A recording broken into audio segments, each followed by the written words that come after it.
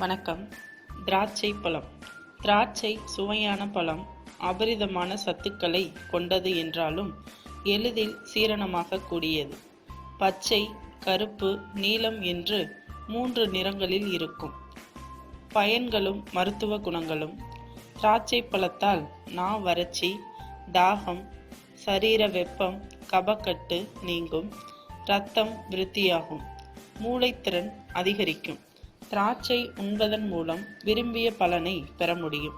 உலர்ந்த திராட்சையை நீரில் ஊற வைத்தும் பயன்படுத்தலாம். வயிற்றில் ஏற்படும் எரிச்சலை அகற்றும்.